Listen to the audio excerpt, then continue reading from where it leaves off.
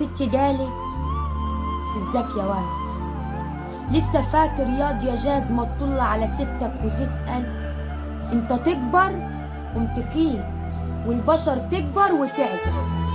شفت ايه سوى الزمان؟ والله بهدلني بصحيح. جدك يا واد فاتني ومشي والدنيا على ستك بتبقى. اسبوعين غايب عليا، مين اعز عليك هناك؟ مش بتيجي تزورني ليه؟ امك اللي مع الصيام؟ جانا ابوك الصبح بدري وقلت فين؟ قال لي نايم. لسه بتصلي الفجر ولا طعم النوم لها؟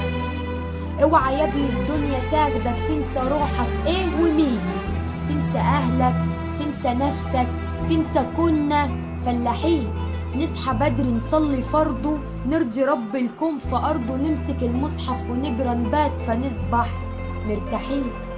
الزمن يا ضنايا صعب وياما ناس قبلك جوا، كنت زنت البنات وبقيت اهو عايشه بدوا.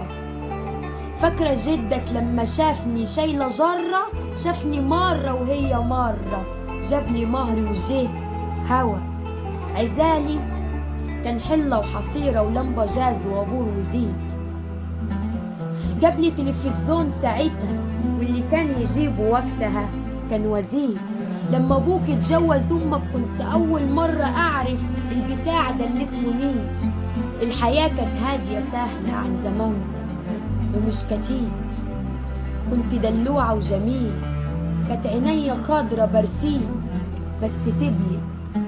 العيشة كانت ترفض تهني بس لما كبرت جبلي. نفسي كانت مرفوعة فوق ولا عمرهاش نزلت لحد، بس ظهري اما انحنى والعود تنا لقيتها نزل. توعى جدك يا ست، توعى كان بيقولك ايه؟ اوعى حد يهين كرامتك لو هتكسب منه ايه. شيل الناس الجمايل بس ما تشيلهاش، وعينك ما تنزلش غير ربك في السجود. لما يبقى الكبر سايقك اعرف انك طين ودود. اوعى يغويك الطريق تنسى اخره مودي فين. اوعى تاكل لحم مسلم بالنميمة او تنسى دين. الزمن ده فيه بلاوي غير زمننا، الزمن ده شكله حلو وطعمه شيء، بس زي زمان في جنة برضو زي زمان في نار، وانت تختار تبقى فين.